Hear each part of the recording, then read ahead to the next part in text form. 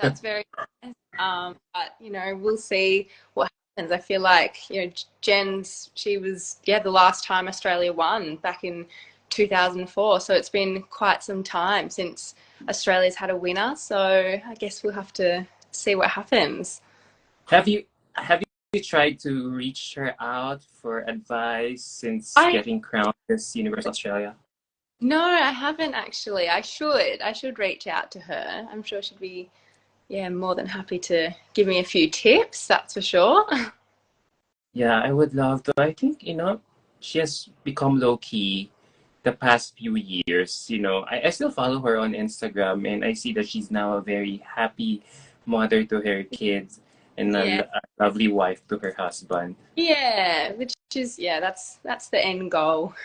Yeah, so what sort of messages from your audience have you received since winning Miss Universe Australia? Yeah, well, I think a lot of people have been saying that my advocacy is really unique and, representing youth in sport and promoting youth in sport, something a little bit different, which I think it's because it's quite authentic to who I am. I've, never thought about participating in a pageant or anything like this before. So it's quite authentic to what I've already been doing, throughout my life. And so I think it comes from a place of a passion, and I've been coaching for 4 years now, 4 or 5 years now. So it's quite some time, and I came from quite a sporty upbringing. I used to compete internationally, downhill ski racer, and I ran track and cross country.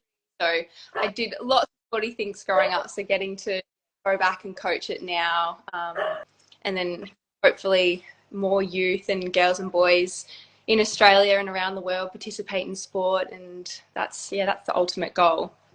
Yeah, let's talk about it. Apart from your preparation for Miss Universe, Yeah. um, how did you discover your love for sports? Yeah, well, it started ever since I was little. I loved sport. I pretty much did every single sport under the sun. I did rowing, touch football, skiing, cross country, just you name it, I played it. And I loved sport. I thought it was, a way to really express myself and Mm. what I liked doing. And I thought that, it builds a lot of community. You get to meet people from other teams, from other different communities, not only in Australia, but even internationally. I did a few ski camps in Canada and New Zealand, and I had, roommates from all over the world, which is pretty spectacular. Getting to form that global network at such a young age is something that I'm really grateful for. And then as I got a little bit older, I moved into more of a coaching role in 2019, 2020, just through COVID. And I did that at my old secondary school. So where I went to school and I started coaching touch football, athletics, cross country, and a little bit of snow sports. So yeah, it kind of just flowed nicely. Once I finished competing, I started coaching, and then that's how we are here today. Yeah, so let's talk more about it. So since you love engaging in a lot of sports when you were younger, so at what point of your younger life did you realize that you want to convert that enjoyment of playing sports into something of more like uh, a job or even a calling Yeah. to serve other people through your know-how in sports? Yeah. Well, I think when I was even playing sport, I always liked to fall into a bit of a mentor role, or I was captain of a lot of my sporting teams growing up. And I think I always had a niche for that aspect of sport. I loved, inspiring girls in the year below me and seeing them, you know, achieve their goals and work hard, train, beat their times. I really loved it. And so when I finished competing, it felt like such a simple transition into being that kind of role model, and mentor almost, in a sense, for younger girls and younger boys. And I think an emphasis on younger girls, because there is quite a disproportion of younger girls who continue continue to play sport and grow up wanting to play sport, be part of the community. So hopefully trying to inspire the next generation of sporty kids. Um, what did you how were you able to realize that? What is it, through a particular experience, or Yeah. uh, childhood memory, or you being mentored by someone that you're now paying it forward? Because yeah. Yeah, so well, a particular memory that I do have is when I was young, I felt like the bar was always set a lot lower for girls than it was for boys. I felt like I might do a training session, or if there were different competitions, the expectation for how a girl could perform was always a lot lower than compared to the boys. And one particular example that I have in my mind that really stuck with me was when I was 9 or 10 years old, my mum took me to this trampolining gym. And Yes. when you walk to the gym, there's this rope climb in the corner, and it's how fast you can climb up this rope that doesn't have any on it. And then there's a leaderboard. And on the left side, it was fastest girl time, and then on the right, it was fastest boy time. And I was really competitive growing up. I loved a bit of competition. So as soon as I saw that, I knew I really wanted to get my name on the board. So anyway, I climbed the rope, got to the top. Not only did I beat the fastest girl time, but I beat the fastest boy time as well. But then when the coach wrote it, he wrote it just in fastest female time, Moraya Wilson. And it felt, I just didn't sit right with me when I was young. I just didn't like that it only looked like I was just the fastest girl when I really beat the boy time as well. So then I went up, yeah, so then I went up to the coach and I said, oh, could you make a list that just says overall fastest time? Doesn't matter about gender, doesn't matter about anything like that. He's like, yeah, okay. So he did. So he made a new list and he goes, overall fastest time. He put Moraya Wilson and put my time, and I got a little photo there. And yeah, that was the first kind of pivotal moment where I realized that it's just the bar was set lower for girls, and it almost didn't mean as much to be a girl in sport, or achieve as much in sport than it was if you're a boy. And I always tried to challenge that growing up, competing. I was always trying to be the best and do the best that I could, and be competitive. And I think that's what I'm trying to teach the younger girls and younger boys now, that you can work hard and you can, if you put your mind to something, you can achieve it. And it really comes from within, and it comes from that you learn through playing sport, like hard work, discipline, and resilience. Because sport's something that you fail a lot in. You're not going to always win, and it teaches you that that's okay, and that you'll always bounce back from it. And I think that's the best thing that you can really get from sport, that you learn how to be resilient, you learn how to come back from failure, because that's something that's really important in all walks of life. In business, when you grow up, you're always going to be thrown with situations that aren't going to go your way. And I think learning how to deal with that and learning how to have the tools to know that you can get up and keep going is something really important. And I think that's that's ultimately the message that I'm trying to push out, and hopefully inspire young girls to do the same. Yeah, there's something about sports. I don't know if it's the adrenaline, it's it's how fast paced everything is, it's the Yeah. camaraderie, but it just entails so much positive traits in your life at such a young age, that when that until such time until such time that you don't realize it, you're already carrying it into your adulthood life. Yeah, exactly. Even as competing at Miss Universe Australia, I felt, obviously you get nervous when you're on the stage. That's nothing new. But I felt like, coming from that sporting background, I was able to deal with the nerves and deal with, stress and just feeling a little bit when you're going on stage. And I feel like that's such a skill that you just need to develop over time. And it's something that sport can teach you, because when you're playing sport, you always get nervous. You're performing all the time and you're racing and competing, and it's just learning that skill of having your body in a stressful state, but knowing that it's going to be okay and you'll be fine. You know, there was this one line that you said while you were narrating your childhood memory of your fun or of your discovery for sports is when you were in competition with with boys your age that time. So how was it like at such a young age, beating the boys Well, in sports? I, I think I grew up, I have an older brother, a younger brother, and a younger sister. So I always grew up, you know, competing with siblings and with my siblings, and always having that sibling rivalry. And I think that it was something I was very determined. I think I still am. Growing up, being really determined, I always wanted to prove prove myself and show what I can do and work hard for something. I'd always set a goal and try to work as hard as I can to achieve that. And I sometimes it would be beating the boys, or sometimes it would just be beating my own personal time. If that would beat the boys, and win-win.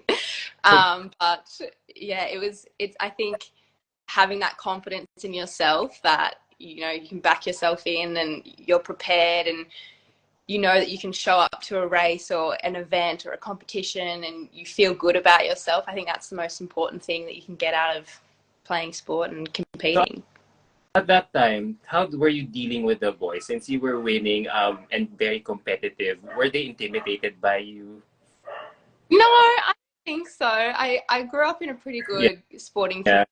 yeah. Had some great teammates and some really incredible athletes that have gone on to do amazing things. Some people have trying for the Olympics and some people are at World Cups. So there was always a really good support in the sporting communities that I was in growing up, and there was a little bit of competitiveness, but that's cool. And yeah, it's something that I'm really lucky to have had growing up, having such a great sporting community and opportunities as well. Who's your favorite athlete My of favorite all time, by the of way? all time would probably be Kathy Freeman, because she won the 400 meters for Australia at the Olympics, and I think I always, when I was young and I was preparing for a race, I was trying to get in the zone or the Yeah. right mindset. I'd watch a 400-meter run on YouTube, and it would just make me feel so pumped up and ready to go. And I think seeing someone from Australia achieve their goal and wear Australian colours and do it for the country is something really spectacular. And if you watch the clip of her running the 400 and winning, you can see they pan to the crowd. I think it was in Sydney, or I can't remember where it was. The crowd that they showed, and there was just so many Australians just so excited and just getting around each other, and I thought that was pretty special and a pretty special moment, and it would always pump me up for a race. So I loved it. You know, and there are a few women. There are a few women who are making a mark in the sports. It's in the sports industry because let's face it, it's a male-dominated field. And with your profession as a sports coach, all the more that the problem about it is being magnified because there is only a very low percentage of female coaches like you figuring in that industry. So why do you think there seems to be a shortage of female coaches around the world? I think if in terms of talking about on a global scale around the world, there is a shortage of female coaches, and I'm sure that's because a lot of females don't go on to play sport as long as boys do. I think it's quite normal for a lot of boys and men to grow up, play sport in a team or individually, even if they're late 20s. And I think that a lot of girls stop at a young age, at 14, 15, 16. So I think the reason why that there's more male coaches than female coaches is the men have been in the industry longer, and I think that they just have more experience and want to give back to the community because they've been doing it for longer. So it kind of all ties into what I'm advocating for, to have more young girls participating in sport and doing it for a longer amount of time, because if there's more girls getting involved and staying involved, then there'll be more coaches, and it will be kind of a full life cycle Yeah. of sport participation, really. But I'm glad that you mentioned it. But despite you encouraging more girls to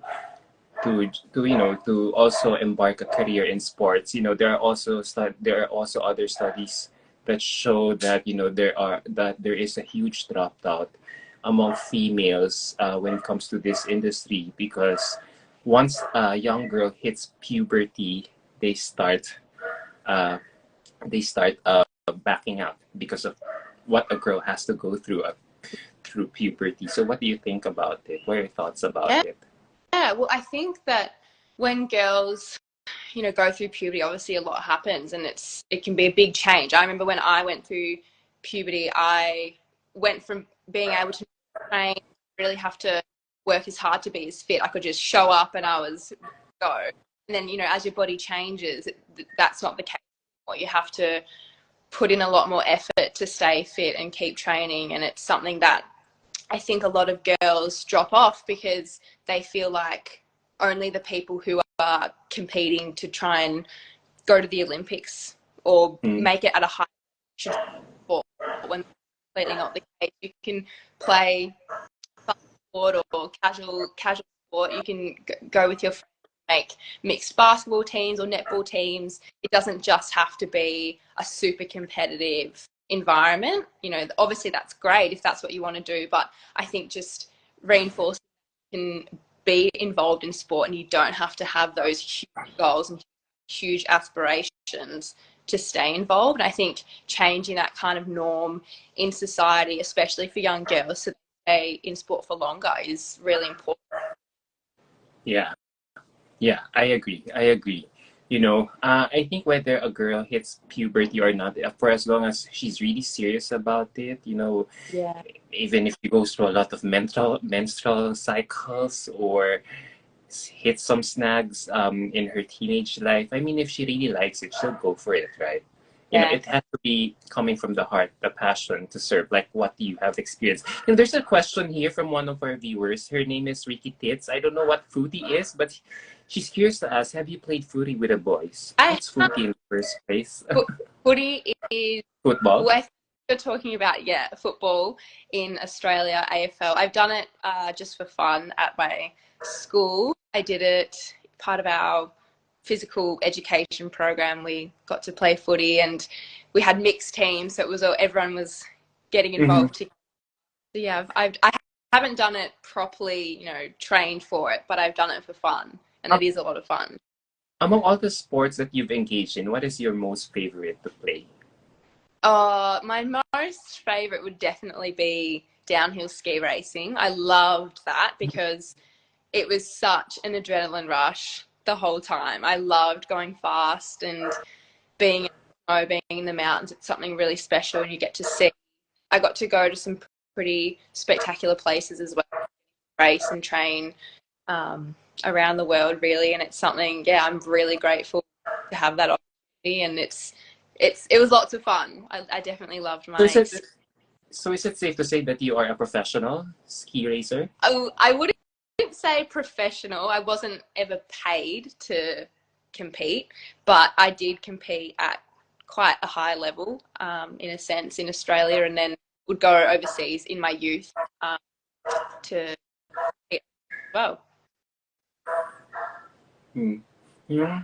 It's so rare to see a woman like someone like you who's very passionate about sports. And as you advocate for more of our youth to really engage more about it while they're still young. Yeah, How could you encourage more of them in your community so that they won't get lured into developing vices yeah. or other bad habits that they may acquire or retain as they reach adulthood? Yeah, well, I think that being a strong role model for participating in sport is a big one. I think having someone to look up to and someone to see that, you can play sport and it can be fun and you can have a good time and you can be competitive and you can also learn a lot of skills from. And I think that's a really key message to take away from participating in sport, is that it teaches you a lot of skills like confidence and Yeah. resilience, how to deal with stress and nerves and teamwork. And literally all of those skills that I learned from playing sport, I've been able to apply to nearly every aspect of my life. I've been able to apply in job interviews or work. And I think ability to transfer that into so many other different dimensions is something really unique. And I think it's one of the only things, sports, one of the only things that can provide that opportunity.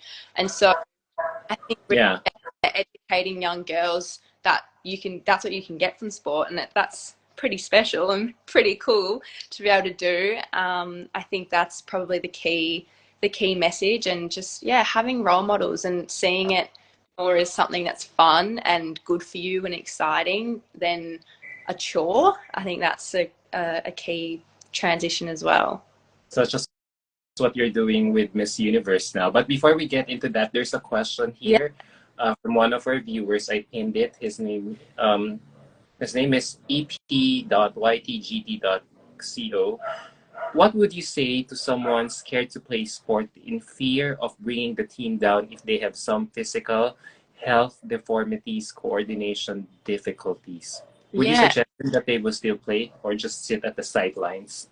No, I think absolutely get involved. I think getting involved helps build your confidence. It can be really daunting. I remember going into teams that I felt like I wasn't as good as other The people, other, and you get nervous, and that's totally normal. But I think you'll find the more that you show up for not only yourself, but you show up for a team, you really build a community. And I think that having that community in sport is something really unique, because you're training with people and you're working hard with people. You're all kind of going through the same journey together, and you end up getting really close with your teammates. And I think that you also build a lot of confidence in yourself. I've seen a lot of kids when I've coached, and they've come into the program at the start of the season and they've been super quiet, not very involved. And then by the end of the season, they've come out and they're super extroverted and they've got all these friends that they've made throughout the season. And you could really, it's like a real life example of building that confidence through sport and having the ability to make friends and have a common ground, because that's really what sport does. It gives you a common ground to bond over, and when you work hard for something, you become part of that team. And so even if it is really daunting at the start, I still would really encourage you to give it a go, see how you like it. And there's a sport out there for anyone and everyone, so you might not find the one that works for you straight away, but keep having a go and keep trying out new things, because the right one will click and you'll find a community that really supports you, and you'll absolutely love it. yeah, but I also think that a great coach, apart from a very supportive group system, could really make one tide this problem or overcome this problem. You know, Yeah, yeah, I think what do you think? having a really supportive coach definitely helps. And there are some spectacular out there. All the coaches that I had up were incredible. I'm, yeah, really grateful for all the coaches that I had. They were very committed and very dedicated to what they did, providing that support and guidance for me. And I feel like I learned that from them and have been able to apply that now when to my coaching.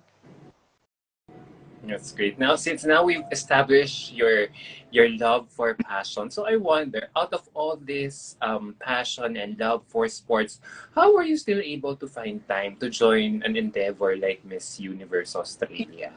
Yeah, well, it's funny. I think it's well known that when you do Miss Universe, you get a voice, to have a platform to speak your message. And I think for me, that's obviously participating in sport, something that I've loved doing and loved talking about and getting people involved in. So that, as well as the creativity and the fashion aspect and that glamour of Miss Universe, it's kind of like two worlds of mine colliding, because I've been part of the fashion industry for many years, working as a model and in retail sales, and having kind of both elements of what I love doing and what I love being a part of, kind of all colliding into one perfect Miss Universe package was really the appeal for me, because I get to, you know, go on lives like this and talk about sport and participating in sport, and then also get to experience that really creative side of what Miss Universe has to offer. I mean, just my national costume and my evening gown, all the designing and the process of that's crazy, and getting to see the designers work and all the hours that have gone into that, you just have a really strong appreciation for fashion and creativity. And I think, yeah, that was definitely a pull for me to want to apply. And then also getting to talk about sport and use my voice to promote sport, something pretty special as well. Yeah, I can really feel your excitement. I mean, you're doing both things that you love. I mean, not everyone could get that kind of not everyone could get that kind of deal. You know, something that they Yeah, get to, something that they love, that they get to pursue and earn out of a living, right? yeah, it's pretty. I feel pretty lucky getting to do what I'm doing at the moment. It still feels surreal, even though it's been a month. I don't think it's quite sunk in yet, but no, it definitely does. I do feel really grateful for every opportunity that I've had so far and that is still to come. So in between all these rush and meetings with your designers for your upcoming competition, how are you preparing for it? Like, it's just only 3 weeks left before you fly to El Salvador. Oh, it's coming so quickly. So I think the main thing that I'm working on at the moment is my walk and that aspect of the competition, because coming from a modeling background doing runway shows, it's quite a different walk to what Miss Universe is. And so just transferring that skill set to something else is what I've been working on the most. I think that's quite important. The base is there from my modeling background, but yeah, just, you know, tweaking it a bit and aligning it with more of a Miss Universe walk is definitely what I've been in the works doing. Mhm. Will this be your first time to visit a Latin country? Which, sorry? Will this be your first time to visit a Latin country Yeah, or be traveling to Central America? yeah, it's the first time. I'm so excited. I was doing a little bit of research on El Salvador, and it seems like such a beautiful place. I'm so excited. It'll be amazing. Uh, yeah, yeah. So, why now that you are now that you are competing here in Miss Universe, and you're already here. You're just almost one step away from being crowned Miss Universe. How are you all figuring it out? How are you all taking this all in relation to what you're doing in the sports industry?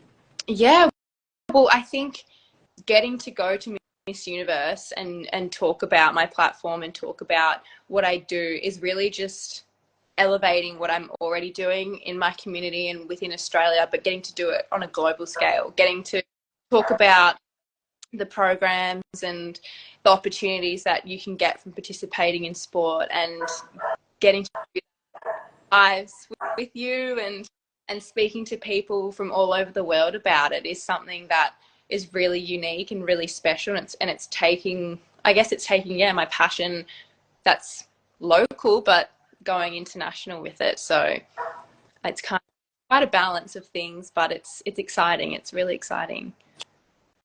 Yeah, so as we all know, when we talk about Miss Universe, it's all about being a transformational leader in your community.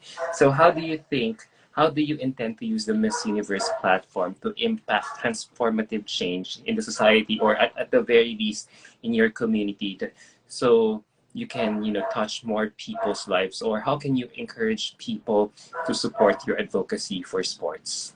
Yeah, well, I think being a trans ultimately having a long-term impact on something. And yeah, for me, that's participation in sport in our youth. And what I'm doing for that is just being a role model for having a goal and going after it, working hard for it. I think coming from a sporting background and having a goal of wanting to go to the Olympics to now being in Miss Universe, it's not the most typical path people go, but I think it also shows that when you have something that you want to achieve, you just have to work hard and you can achieve it. And I think that's a message that I want to portray globally. What I'll do at Miss Universe, and it hopefully is what I'll be able to do on a global scale to girls and boys. All I think that takes to be a transformational leader. You have to be a role model to enforce what you say you're going to enforce, and that doesn't just start in your local community, but it also means that you stick to your word with what you're going to say. And for me, that is global and going international with my message of youth participation in sport. And hopefully, when we get to the world stage, I'll be able to do that. Can I ask a very tricky question Okay. that has something to do with what you said? Since you've already established yourself that you love sports. So how do you deal with young people, or let's say youth, who are transgenders, who also want to make it to the sports industry, but at the same time being faced by discrimination? I ask this question in light of the news that I don't know if you're well abreast with current events that um, transgender women are being barred from competing in the Olympics due to the quote unquote undue advantage in mass size that they have over naturally female born women like you. Yeah, well, I think that everyone should have the opportunity to participate in sport. I think that's the most important thing that people should take away from sport is that it doesn't discriminate. You can come from any walk of life. Your story or your background can be anything, and you still should have access and should be able to participate in sport. And I think that that's the conversation and that's the priority that sporting organisations around the world should really be focusing their conversations on, because having access to sport and being able to participate in sport is something really important, and it shouldn't discriminate whether or not you're transgender or not. And it's something that needs to be worked on and needs to be a priority, because there is a lack, in a sense, of availability for sport for people who are transgender. So it definitely needs to be part of the conversation and taken into consideration when making decisions. I get what you say. I get what you say. It's part of being transformational leader, being open minded to such things. Yeah. Yeah, just in ensuring that everyone can reap the benefits that sport has to bring. I think, like I was saying before, sport has the ability to teach so many skills. Those skills discriminate against anyone. Anyone have the ability to learn those skills and apply skills, and I think that's something that's really, really important. So for you, you have no issue for someone like you who's naturally born female. You have no issue.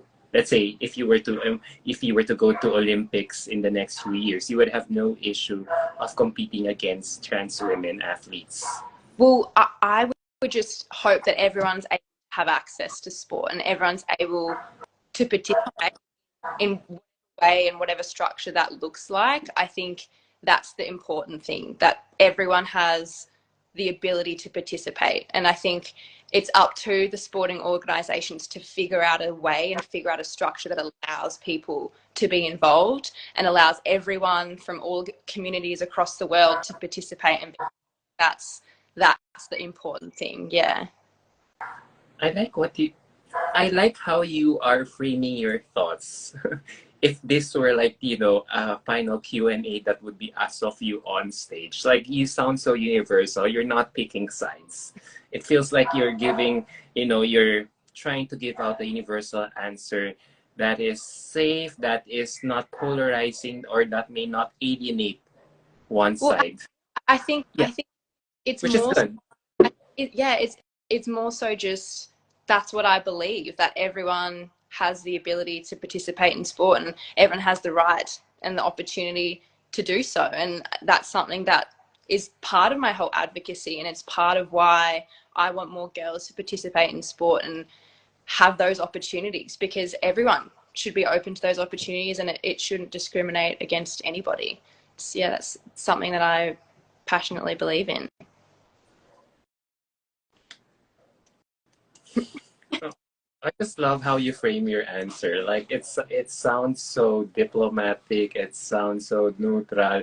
It's so good listening to it because you're not picking both sides. So is that and if I were to take your answer for it, would it also be your answer if I ask you, would it are you okay with the thought of a naturally female born woman like you competing with transgenders in Miss Universe? Because let's face it, in your batch, there are two transgenders competing in Miss Universe. Yeah, well, I think when it comes to Miss Universe, especially, we're not being judged or evaluated on purely physical or biological things. I think it's more so what we bring to the table and what we have to say and the messages that we have to portray and our skill set and our merit. And I think that's what we're being evaluated on. So yeah, I have no problem with against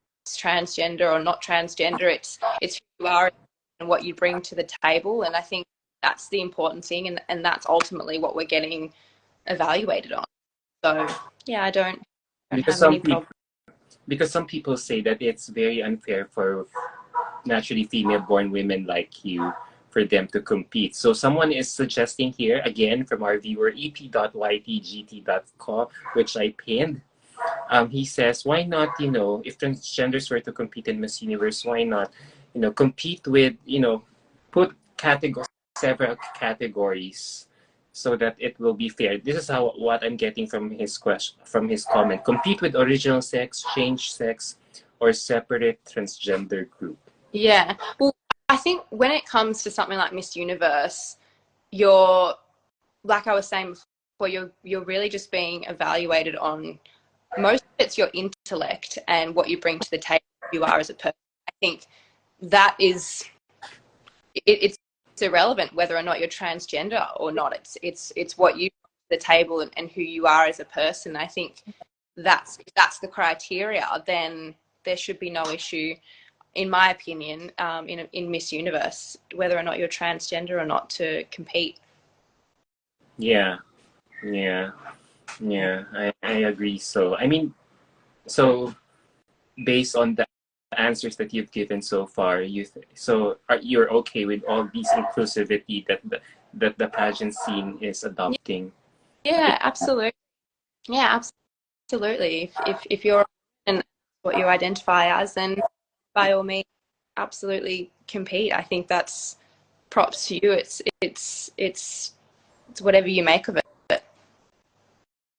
Uh, wow, I think you're ready now for Miss Universe. Who's training you for your Q&A in Miss Universe? Because yeah, you sound, and for someone like you who has been figuring in her whole life in the sports industry, uh, it's so refreshing to see someone like you, so raw, so natural, but has the ability to come out with concise, um, neutral, diplomatic, yet impactful answers Oh, thank you. when being asked with such, hard-hitting questions. No, thank you so much. Yeah, thank you.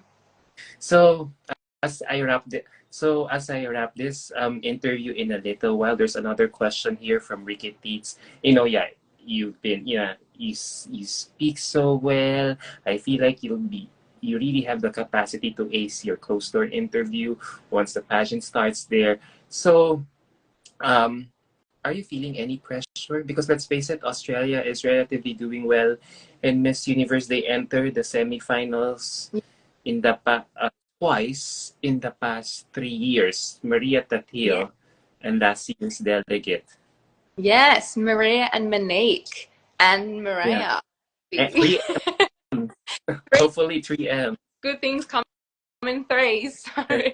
So no, I'll definitely give it everything that I've got, and I think I'm going into the competition very prepared. I've been working pretty hard the past few weeks, so it's something that I'm really excited. I don't really feel pressure. It's more nervous excitement. I feel like I'm about to run a race or something. It's the same kind of nerves and excitement that I had when I was younger, and so I feel yeah, I'm ready, and we'll have to see what happens. Have you sought their advice for your upcoming Yeah, competition? What did absolutely. I have. they tell you? Sorry. What did they tell you? Oh, they just said be true to yourself, be who you are, because it will stand out. And I think that's something that everyone should take away, or everyone should think about going into the competition in El Salvador. When you're yourself, you stand out, and I think it makes you unique, and what your unique flair is exciting, and I think it always brings something different to the competition, or a different element. And so yeah, that was mostly their advice: just be yourself and it will shine through. I think you'll do well. I think you'll you'll figure it. I mean, you'll thrive wonderfully in the pageant. Yeah. Someone is also asking you here, um, what are your strengths for the competition? I'd say my strengths would be where my skills come from. I think it's a strength because it's quite unique. Coming from a sporting background, I think it's something that yeah makes me stand out in a way, and I think that's probably a strength. Standing out is good, so it would be yeah coming from my sporting background of being a ski racer internationally and a track runner, and developing those skills that way is sets me apart. So that would probably be my strength. It's just where my skills come from. So I'm sure you have the ability to go through all these sleepless nights for TV. Yes. Oh yes. I'm well equipped having sleepless nights, and yeah, not a lot of rest, but that's all right.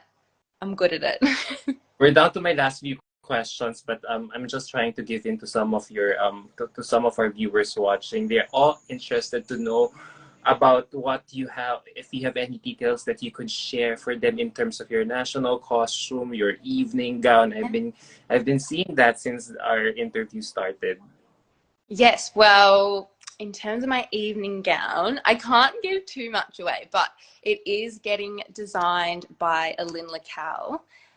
You can have a look at his Instagram. He does some beautiful pieces. So you'll get a sense of what is somewhat to come. And then with my national costume, I'm actually putting it on for the first time next week. So that is very exciting. And I'll be on the morning show on the 24th of October doing the final first reveal. So Oh, in a public setting. yeah, Yeah. Wow. Okay. yes. So guys, whoever's watching us right now, to all the fans of Miss Moraya out there, you have to watch out for it. It's on October 24th in a live on a TV morning show.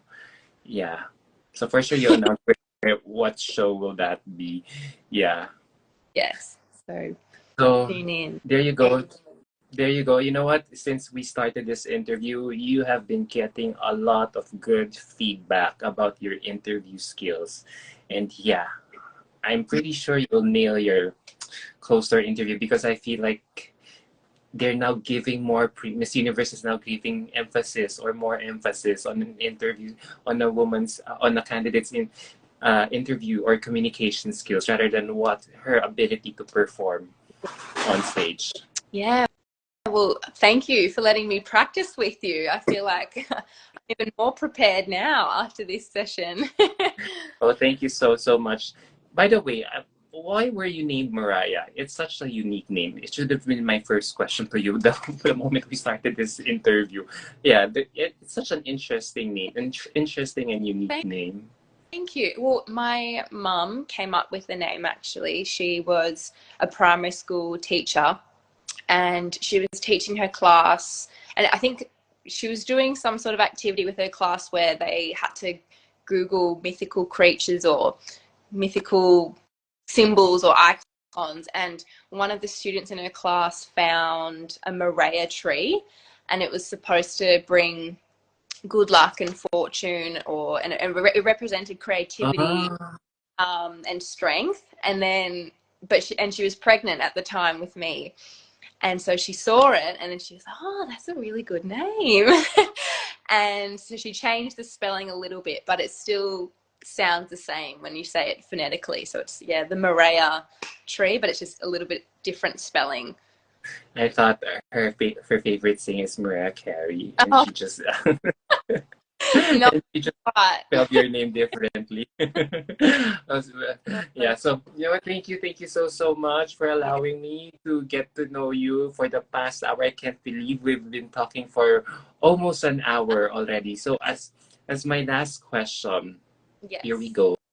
You're almost there. You're leaving in a little while. What in a little while?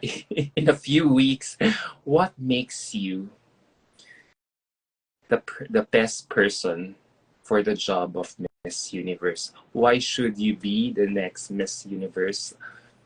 I think I should be the next Miss Universe because where my what quality, what skills that I bring to the table come from a really authentic background. I haven't been training my whole life for a pageant, or I haven't, been preparing for years. It's something that I kind of stepped into less than a year ago, and it means that everything that I've done and everything that I stand for and everything that I represent is really authentic. It's not something that I've decided to do just for the pageant. It's something I've been doing for years, and who I am comes from a background that's really unique. And I think that's something that you need to be Miss Universe. You have to be able to, have a goal and stick to that goal and use your voice to be a great leader and make change and implement beautiful things in society. And it's something that I really want to do, and hopefully I can do it on a global scale through Miss Universe. I have no I have no doubt that you'll be able to do that. So thank you so much again. By the way, your Miss Universe sister, Miss Canada, Madison Valtin, is watching us, is Oh, tuning in right now. Hi, Madison. Thank you so much for dropping by. But anyway, no thank words. thank you so much, Adam. It was so nice speaking with you. I can't wait to see you in person. Me too. Exciting. Thank you. Before anything else, I would like to thank Miss Nika of Miss You Updates, Miss Universe Australia, and Miss You Opinions Instagram accounts for making this interview possible. But before I let you go, can I ask for one more? Can I ask for a favor? Sure thing. Can you just shout your name, age, and country name, like how you guys do it on Sure. intros on stage? Hopefully, I don't wake up my neighbors next door. Oh my goodness. Moraya Wilson, Australia.